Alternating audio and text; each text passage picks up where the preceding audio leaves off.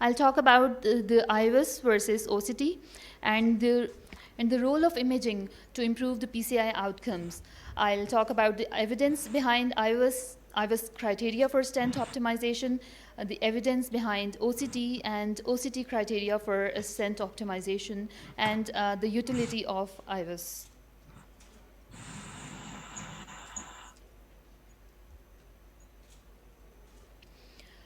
So IVUS uses ultrasound waves to image, whereas OCT use near-infrared light for imaging. For IVUS, we can use a 5 French catheter. For OCT, we can also use 5 French catheter, but a 6 French is preferable. IVUS has a better axial and lateral resolution, that is 100 to 150 micrometer, but for OCT it is around 10 to 20 micrometer. IVUS has a better penetration depth. We can see good beyond the intima, we can see media and adventitia, whereas for the OCT, the penetration depth is only 2 millimeter. And for IVUS, blood clearance is not required, so we can even image the ostia of RCA or left main. Whereas for OCT, we need to clear the blood from the vessel from the imaging field, so we have to use the contrast of around 10 to 15 ml to clear the blood from the field. Talking about the evidence behind IVUS. IVUS XPL trial was a large randomized control trial which studied the impact of intravascular ultrasound guidance on outcomes of everolimus loading stents in long lesions. Patients with long coronary lesions, 1,400 patients were taken who had long lesion, and the implanted stents were more than 28 millimeter in length. Patients were randomized 1:1 to IVUS guidance and for angiographic guidance, and they were followed up for 1 month. The primary endpoint was major adverse cardiovascular event, cardiac death, target vessel revascularization, target lesion related MI, and ischemia driven target lesion revascularization. As you can see, in patients where IVUS guidance was used for stent implantation, the major adverse cardiovascular events were 2.9%, whereas in patients where angiographic guidance was used, it was around 5.8%. When the patients were followed up for 5 years, again the same difference persisted. The MACE was much higher in patients where stents were implanted with angiographic guidance, whereas in patients where IVUS guidance was used, MACE was significantly lower. The ultimate trial was a large randomized control trial which compared IVUS and angiographic guided DES implantation.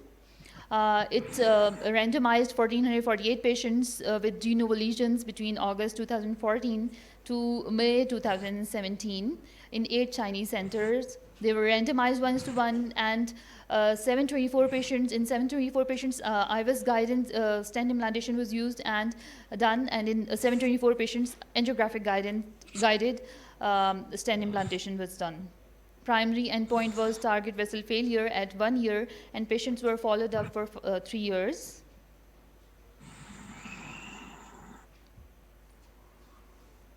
Trial defined the criteria for optimal stent deployment, and that was the minimal luminal cross-sectional area in stented segment should be more than 5 millimeters square. It should be 90% of the distal reference cross-sectional area. The plaque burden at 5 millimeter proximal or distal to the stent edge should be less than 50%, and there should be no edge dissection involving media with length more than 3 millimeter.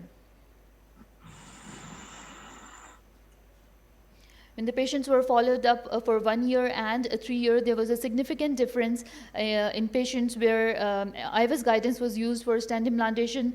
The MACE was significantly lower. The target vessel failure was 6.6% at 3 years in IVUS guided group, whereas where only angiographic guidance was taken, only it was a 10% target vessel failure. Again, the same difference persisted at 3 years in patients where IVUS guidance was used. It was optimal PCI, so there was a big difference in target vessel failure. Again, Renovate Complex PCI trial was a large randomized trial. It randomized 1620 patients for the treatment strategy with 2:1. 1,080 patients were randomized for image-guided strategy, and 840 patients were randomized for angiographic-guided strategy. Complex coronary artery disease was defined as a bifurcation lesion, chronic total occlusion, unprotected left main disease, implanted stent length of more than 38 millimeter, multivessel or multistent PCI, instant restenosis, a severely calcified lesion, and ostial lesions. Primary outcome was death, target vessel MI, and target vessel revascularization. IVUS was used in 75% patients and OCT was used in 25% patients. And as you can see, in patients where only angiographic guided PCI was done, the MACE was 12.3%, whereas in patients where imaging guided PCI was done, it was significantly lower, that is 7.7%. In patients where OCT versus IVUS guidance was used, OCT guided patient PCI had 5.8% major adverse cardiovascular events, whereas in patients where IVUS guided PCI was done, the major adverse cardiovascular events were 8%. In patients where OCT was compared to angiography guided PCI, the patients had 12.3% MACE when only angiographic guided PCI was done, whereas it was 5% when OCT guided PCI was done.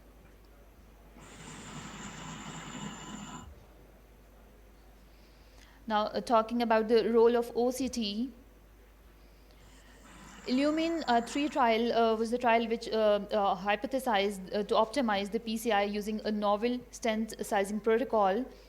OCT guided PCI will be non-inferior to IVUS guided PCI and superior to angiography guided PCI in achieving acute post-MI minimal surface area, stent area. So when OCT is used for stent sizing, pre-PCI OCT is done. We measure the external elastic lamina at both proximal and distal reference segments if possible. And if the EEL can be identified at the distal reference segment to allow vessel diameter measurement, then it is used. The stent diameter is decided on the basis of external elastic lamina to external elastic lamina diameter mean rounded down to the nearest stent size. And if we can't appreciate this external elastic lamina, then the luminal diameter is rounded up to the nearest stent size to measure the stent diameter. The reference stent length is decided by OCT automation. And the target minimal surface area should be more than 90%. If it's less than 90%, then it's unacceptable. So according to this trial, the minimal surface stent area was 5.7 millimeter square with OCT. It was 5.8 millimeter square with IVUS, and when only angiography was used, it was 5.49 millimeter square. So when we are using OCT, we have to keep in mind these parameters. We have to look for MLD max, that is, we have to look for the morphology, the length, we have to select the landing zones based on the healthier tissue, external elastic lamina visualization, and the diameter, the vessel diameter and the balloon diameter and stent diameters that would be needed. And post PCI, we have to look for the dissection. If there is a significant dissection, we have to address that, the stent optimization and the stent expansion.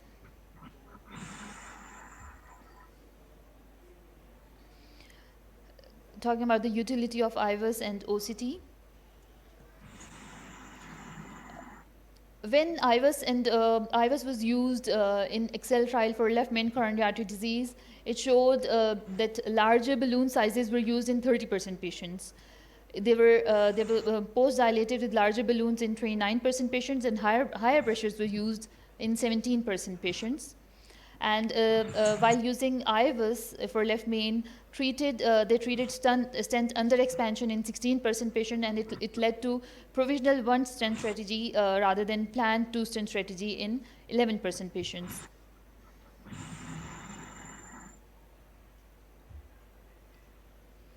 So for when we are doing left main PCI, IVUS clearly gives a mortality benefit, and as there is good stent optimization, stent expansion, there is a significant mortality benefit with IVUS. According to the latest ACCHA guidelines, IVUS and OCT are class 2A indications. They are recommended for procedural guidance, particularly in cases of left main or complex coronary artery stenting to reduce the ischemic events. But OCT is a reasonable alternative to IVUS for procedural guidance, except in ostial left main disease, because in ostial diseases we have to clear the blood from the field, we have to engage the vessel, so we can't use OCT for ostial lesions. And in cases of stent failure, IVUS and OCT is again class 2A indication to determine the mechanism of stent failure. So again, IVUS and OCT, both of them show stent thrombosis, but IVUS has a greater penetration and as compared to the OCT, but we can pick stent thrombosis by both.